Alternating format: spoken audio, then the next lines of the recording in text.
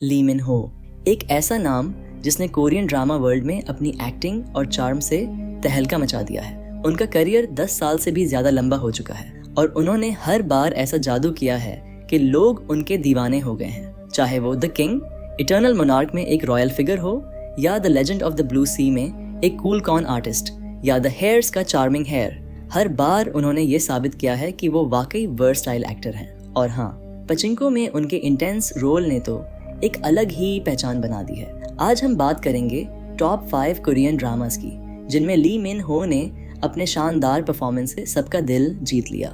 चलो शुरू करते हैं। Number 1, the king, eternal monarch. और सच मानिए, ये एक ऐसा ड्रामा है जो आपको शुरुआत से ही अपनी सीट से उठने नहीं देगा।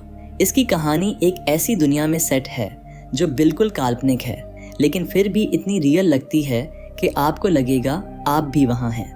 इस ड्रामा का मेन कैरेक्टर है ली गोन और इसे निभाया है हमारे सबके फेवरेट ली मिन हो ने।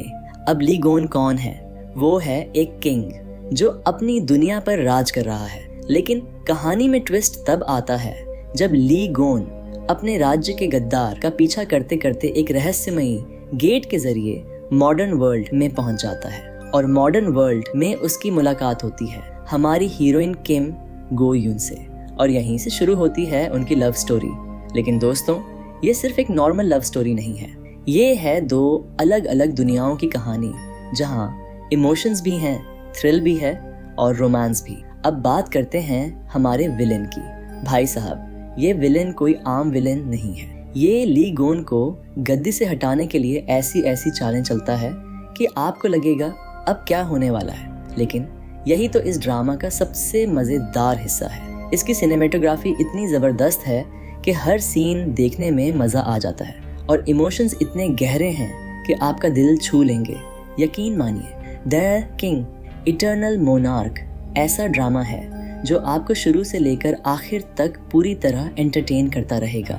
तो अगर आपने अभी तक इसे नहीं देखा है तो जल्दी से देखिए और तैयार हो जाइए एक ऐसी जर्नी के लिए जो आपको हर तरह की फीलिंग्स का मजा देगी। Number 2, when the stars gossip 2025 एक मजेदार कोरियन रोमांटिक कॉमेडी है जो प्यार को एकदम नए लेवल पर ले जाती है, और ये लेवल लिटरली स्पेस है। इस कहानी का सेटअप स्पेस स्टेशन पर है जहां हमें मिलते हैं गोंग रयोंग और ईव किम। गोंग रयोंग एक ऑब्स्टेट्रिशियन गायनेकोलॉजिस्ट हैं जो स्पेस टूरिज्म एडवेंचर पर निकले हैं, लेकिन वो सिर्फ घूमने फिरने नहीं आए हैं। उनके साथ है एक बड़ा सीक्रेट, क्योंकि वो कोरिया के सबसे बड़े कंग्लोमरेट MZ ग्रुप के होने वाले दामाद भी हैं। उनका ये स्पेस मिशन उनकी पर्सनल लाइफ और कुछ छुपे हुए मकसद से जुड़ा है जो उनके कैरेक्टर में एक एक्स्ट्रा ट्विस्ट जोड़ता है। दूसरी, जीरो ग्रेविटी में प्यार का एहसास, वो तो बस अलग ही लेवल का है। ये ड्रामा, रोमांस और साइंस फिक्शन का एकदम परफेक्ट मिक्स है। प्यार, ड्यूटी और कनेक्शन की इंसानी चाहत को एक्सप्लोर करते हुए when the stars gossip light hearted comedy और इमोशनल डेप्थ का बैलेंस बहुत खूबसूरती से दिखाता है। स्पेस का अनोखा सेटअप इस लव स्टोरी को अलग बनाता है। Number 3, the legend of the blue sea एक ऐसा कोरियन ड्रामा है जो रोमांस, फैंटेसी और सस्पेंस से भरपूर है। इसकी कहानी शुरू होती है एक जादुई जलपरी शिमचोंग से जो समंदर की गहराइयों से मॉडर्न वर्ल्ड में पहुंच जाती है। वहीं दूसरी तरफ हेयो जून जाए जो एक स्मार्ट और शातिर कॉन आर्टिस्ट है, अपनी जिंदगी के सबसे बड़े स्कैम की प्लानिंग कर रहा होता है। इन दोनों की मुलाकात किस्मत के खेल से होती है और वहीं से शुरू होती है एक ऐसी लव स्टोरी जो समय और हकीकत के हर बंधन को तोड़ देती है। शिमचंग का इंसानों के बीच रहना जितना मासूमियत से भरा है, उतना ही हंसी मजाक और इमोशंस से भी, और कई बार अपनी मासूमियत से ऐसी मस्ती भरी गलतियां करती है जो आपको हंसने पर मजबूर कर देंगी।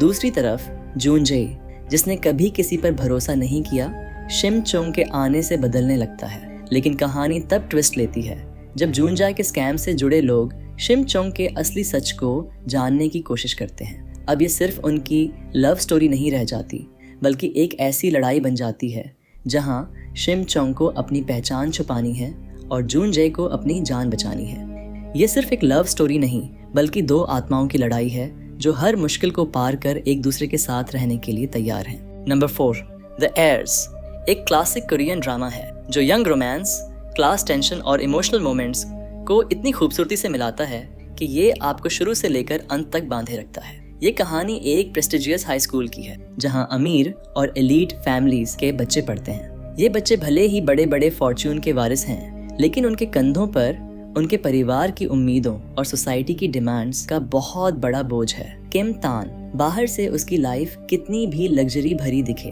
अंदर से वो अकेलापन और अपने परिवार की उम्मीदों में फंसा हुआ महसूस करता है। लेकिन सब कुछ बदल जाता है जब वो मिलता है चा यून सांग से।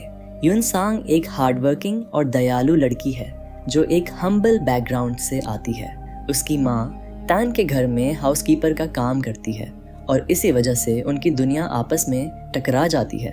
टैन और यूनसंग की ये मुलाकात धीरे धीरे प्यार में बदलने लगती है, लेकिन ये प्यार आसान बिल्कुल भी नहीं है। तान का यूनसंग के लिए बढ़ता प्यार उनकी सोशल सर्कल में जलन, राइवलरी और रोमांटिक टेंशन लेकर आता है। इस लव ट्रायंगल के बीच इमोशंस का उतार चढ़ाव और कैरेक्टर्स की वल्नरेबिलिटी आपको पूरी तरह से इमोशनली इन्वेस्टेड रखती है। ड्रामा सिर्फ ग्लिट्स और ग्लैमर तक सीमित नहीं है। द हेयर्स गहराई से फैमिली, फ्रेंडशिप और आइडेंटिटी जैसे बड़े मुद्दों को एक्सप्लोर करता है। दिल को छू लेने वाले साउंड ट्रैक के साथ इसे एक परफेक्ट पैकेज बनाते हैं। ये कहानी है प्यार, एम्बिशन और अपने दिल की सुनने की हिम्मत की। ये ड्रामा टाइमलेस फेवरेट है जो आपको हंसाएगा, रुलाएगा और आखिर में अपना दिल दे बैठने पर मजबूर कर देगा। नंबर 5, पचिंको एक ऐसा कोरियन ड्रामा है जो एक कोरियन परिवार की कई पीढ़ियों की कहानी को बेहद इमोशनल और शानदार अंदाज में पेश करता है। ये सीरीज प्यार, त्याग और इंसानी जज्बे की ऐसी कहानी है जो 20वीं सदी के बड़े बड़े उथल पुथल भरे समय से लेकर आज तक की जर्नी को दिखाती है। सीजन 1 की शुरुआत होती है 1900s में, जहां संजा जापानी कॉलोनियल रूल के बीच अपनी जगह बनाने की कोशिश करती है। लेकिन जब वो कोर हंसू नाम के एक रहस्यमयी और करिश्माई इंसान से प्यार कर बैठती है तो उसकी जिंदगी पूरी तरह बदल जाती है। हंसू के सीक्रेट्स संजा की जिंदगी में तूफान लेकर आते हैं और उसे अपना गांव छोड़कर ओसाका जाना पड़ता है। वहां वो समाज की डिस्क्रिमिनेशन और संघर्षों के बावजूद अपनी फैमिली को बचाने के लिए किमची बेचने का काम शुरू करती है। सीजन 2 में कहानी 1940s से लेकर 1980s तक आगे बढ़ती है।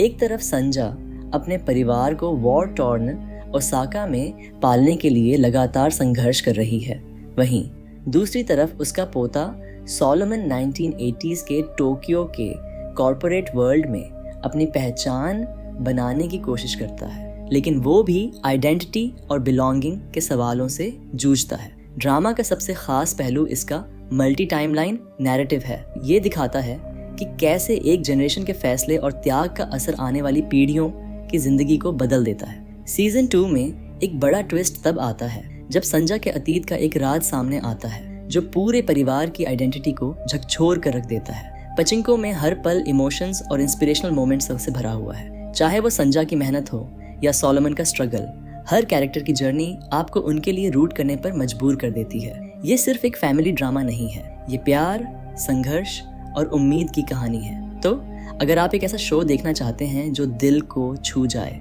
और आपको गहराई तक सोचने पर मजबूर कर दे, तो पचिंको को जरूर देखें।